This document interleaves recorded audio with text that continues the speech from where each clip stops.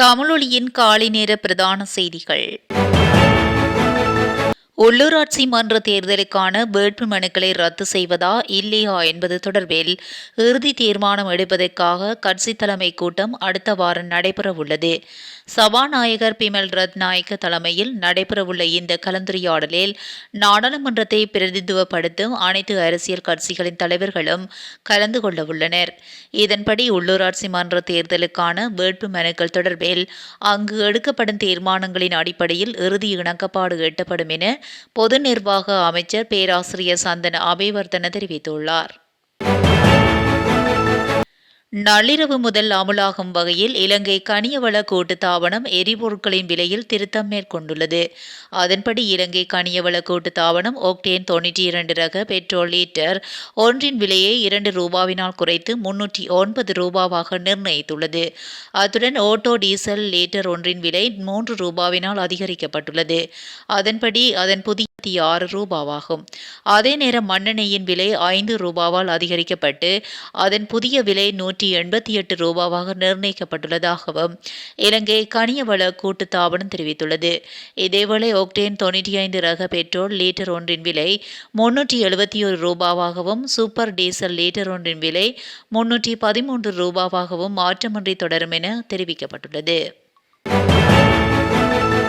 கடந்த அரசாங்கத்தின் போது தன்னிச்சையாக நியமிக்கப்பட்டதாக கூறப்படும் பாராளுமன்றத்தின் பல குழுக்களை ரத்து செய்ய அல்லது மாற்றுவதற்கு பாராளுமன்ற விவகாரங்களுக்கான குழு தீர்மானித்துள்ளது. இந்த குழுக்களை நியமித்ததனால் பெருமளவு பணம் விரயமாவதை அரசு கண்டறிந்ததை அடுத்தே இந்த முடிவு எடுக்கப்பட்டுள்ளதாக கூறப்படுகிறது. பாராளுமன்ற குழுக்களின் முறையான நியமனம் தொடர்பான விஷயங்களை மறு ஆய்வு செய்து அதற்கான முன்மொழிவுகளை ஜனவரி 31ஆம் தேதிக்கு முன் சமர்ப்பிக்குமாறு பாராளுமன்ற விவகாரங்களுக்கான குழு ஏற்கனவே சம்பந்தப்பட்ட அதிகாரிகளுக்கு உத்தரவிட்டுள்ளது. ஒரே மாதிரியான விடயங்களுக்கு பல துறைசார் கண்காணிப்பு குழுக்கள் நியமிக்கப்பட்டுள்ளதனால் இதுபோன்ற விடயங்களை ஒரு குழுவின் கீழ் கொண்டு வருவது குறித்தும் கவனம் செலுத்தப்பட்டுள்ளதாக அரசாங்க பேச்சாளர் ஒருவர் தெரிவித்துள்ளார். குறிப்பாக பொருளாதாரத்தின் பல்வேறு துறைகளுடன் தொடர்புடைய பல துறைசார் கண்காணிப்பு குழுக்கள் கடந்த காலங்களில் நியமிக்கப்பட்டுள்ளதாகவும் இவற்றை ஒரே குழுவின் கீழ் கொண்டுவர முடியும் எனவும் அவர் குறிப்பிட்டுள்ளார்.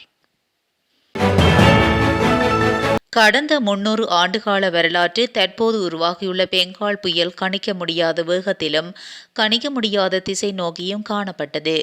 வங்களா விரிகுடாவில் தோற்றம் பெறும் சூறாவளிகள் ஒருபோதும் வடகிழக்கு திசை நோக்கி நகர்வது கிடையாது. கடந்த 300 ஆண்டுகால வங்களா விரிகுடாவில் ஏற்பட்ட புயலில் தற்போது ஏற்பட்ட புயலே வடகிழக்கு திசையை நோக்கி நகர்ந்திருக்கின்றது. பொதுவாகவே புயல் கடற்பகுதியில் நிலை கொண்டிருந்தால் அது தன்னை பலப்படுத்திக் கொள்ளுவதாக அர்த்தப்படும்.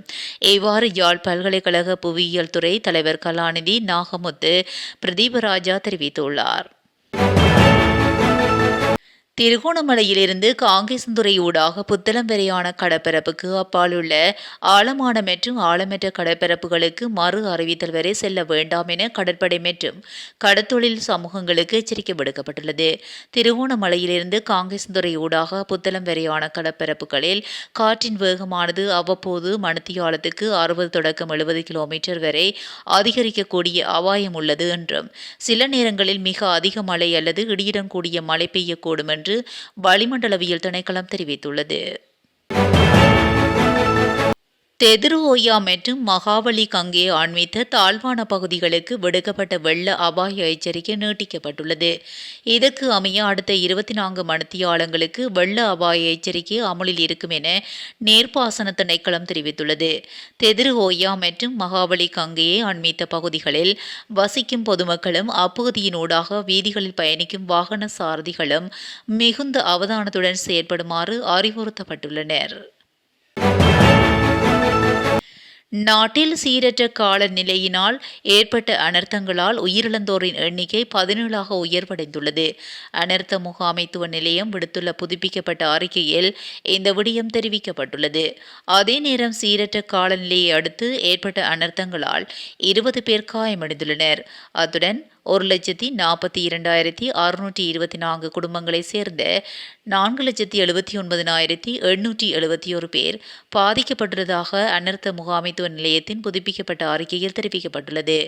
அவர்களில் 8,470 குடும்பங்களைச் சேர்ந்த 27,517 பேர் இடைத்தங்கல் முகாம்களிலும் 45,418 குடும்பங்களைச் சேர்ந்த 1,16,209 பேர் உறவினர் வீடுகளிலும் தங்கியிருப்பதாக தெரிவிக்கப்பட்டுள்ளது.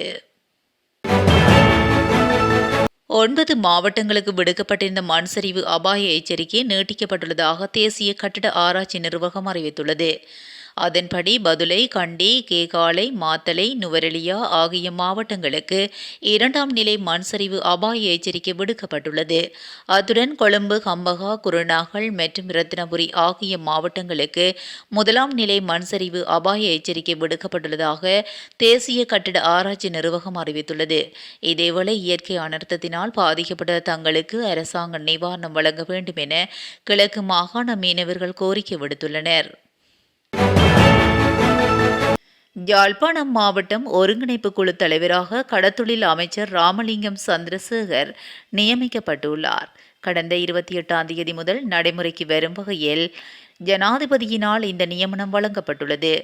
இவரது நியமனம் தொடர்பாக பொது நிர்வாக மாகாண சபைகள் மற்றும் உள்ளூராட்சி அமைச்சர் பேராசிரியர் AHMH அபயரத்னவினால் யாழ்ப்பாணம் மாவட்ட அரசாங்க அதிபருக்கு கடிதம் மூலம் அறிய தரப்பட்டுள்ளது. கடும் மழையுடன் கூடிய காலநிலையால் சுமார் 3,75,000 ஏக்கர் விவசாய நிலங்கள் வெள்ளத்தில் மூழ்கியுள்ளதாக விவசாய மற்றும் விவசாய காப்புறுதி சபையின் தலைவர் பிரேமஸ்ரீ ஜெயசிங்க ஆராய்ச்சி தெரிவித்துள்ளார். வெள்ள நிலைமை தொடர்பில் இடம்பெற்ற ஊடக சந்திப்பில் அவர் இதனை கூறியுள்ளார். இதன்படி வெள்ள நீர் வழிந்தோடிய பிறகு பயிர்களின் சேதம் குறித்து மதிப்பிடப்படும் என அவர் கூறியுள்ளார். இந்நிலையில் மட்டக்களப்பு மாவட்டமே அதிகளவிலான சேதத்தை சந்தித்துள்ளது என அவர் தெரிவித்துள்ளார். முன்னதாக வெள்ளத்தினால் அழிவடைந்த 6 வகையான பயிர்களுக்கு நட்டஈடு வழங்கப்படும் என விவசாய பிரதி அமைச்சர் நாமல் கருணாரத்ன தெரிவித்திருந்தார். வவுனியாவில் கடற்படை வீரர் ஒருவர் காட்டு யானை தாக்குதலால் உயிரிழந்துள்ளார். பூனாவ கடற்படை முகாமில் கடமையாற்றிய கடற்படை வீரரான லெப்டினன்ட் தர அதிகாரியே யானை தாக்கியதில் உயிரிழந்துள்ளதாக பூனாவ போலீசார் தெரிவித்துள்ளனர். இந்த விடயம் தொடர்பில் மேலும் தெரிய வருகையில் பணி நிமித்தமாக கொழும்புக்கு சென்று திரும்பிய அதிகாரி முகாமுக்கு சென்று கொண்டிருந்த போது யானை தாக்கியுள்ளது. யானை தாக்கியதில் பலத்த காயமடைந்த அவரை கடற்படையினரும் உள்ளூர் மக்களும் இணைந்து வவுனியா மருத்துவமனைக்கு கொண்டு சென்றனர்.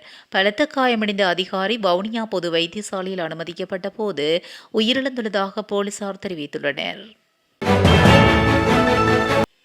பதுளையில் மின்சாரம் தாக்கி ஆணொருவர் உயிரிழந்துள்ளார். குறித்த சம்பவமானது பதுளை ஹாலியல திகழ்ல பிரதேசத்தில் இடம்பெற்றுள்ளது. குறித்த பிரதேசத்தைச் சேர்ந்த 61 வயதுடைய நபரே இவ்வாறு உயிரிழந்துள்ளார். உயிரிழந்த நபர் தனது வயலை சுற்றி பொருத்தியிருந்த மின்சார வேலியில் சிக்கி உயிரிழந்துள்ளார் என்று போலீஸ் விசாரணையில் தெரிய வந்துள்ளது. நாட்டில் நிலவும் சீரற்ற காலநிலை காரணமாக சிறுவர்களின் பாதுகாப்பு தொடர்பில் கவனம் செலுத்துமாறு பெற்றோருக்கு அறிவுறுத்தல் விடுக்கப்பட்டுள்ளது. குறித்த விடயத்தினை கொழும்பு தேசிய வைத்தியசாலையின் சிரேஷ்ட வைத்திய அதிகாரி கிசாந்த தசநாயக்க தெரிவித்துள்ளார். நிலவும் மழையுடனான காலநிலை காரணமாக தற்போது சிறுவர்களிடையே நோய்கள் அதிகரித்துள்ளமை கருத்தில் கொண்டே அவர் இதனை குறிப்பிட்டுள்ளார். அரசாங்க வைத்தியசாலைகளுக்கு தரமற்ற மருந்து விநியோகம் செய்தமை தொடர்பில் நீதிமன்ற உத்தரவுக்கு பின்னரும் வாக்குமூலம் வழங்குவதற்கு முன்னாள் ஜனாதிபதி ரணில் விக்ரமசிங்க உட்பட 5 முக்கிய அரசியல் பிரமுகர்கள் குற்றப்புலனாய்வு திணைக்களத்தில் முன்னிலையாகவில்லை என மாளிகாகந்த நீதவான் நீதிமன்றத்தில் தெரிவிக்கப்பட்டுள்ளது. இந்த வழக்கு தொடர்பாக 18 முன்னாள் அமைச்சரவை அமைச்சர்களிடம் வாக்குமூலம் பதிவு செய்யுமாறு மாளிகாகந்த நீதவான் லோச்சனி அபே விக்ரம குற்றப்புலனாய்வு பிரிவினருக்கு பணிப்புரை விடுத்துள்ளதாக சட்டமா அதிபர் திணைக்களத்தின் அதிகாரிகள் தெரிவித்துள்ளனர். நாட்டு அரிசி தட்டுப்பாட்டுக்கு தேர்வாக அரிசியை இறக்குமதி செய்வதற்கு தாங்கள் தயாராக உள்ளதாக இறக்குமதியாளர்கள் அரசாங்கத்துக்கு தெரிவித்துள்ளனர். இது தொடர்பில் அண்மையில் வர்த்தக, வாணிப, உணவு, பாதுகாப்பு மற்றும் கூட்டுறவு அபிவிருத்தி அமைச்சர் வசந்த சமரசிங்கவுடன் இறக்குமதியாளர்கள் கலந்துரையாடல் ஒன்றையும் நடத்தியிருந்தனர். அதன்போது 1 கிலோ அரிசிக்கான இறக்குமதி வரியை 65 ரூபாவிலிருந்து 40 ரூபாவாக குறைக்குமாறு அவர்கள் கோரிக்கை விடுத்துள்ளனர்.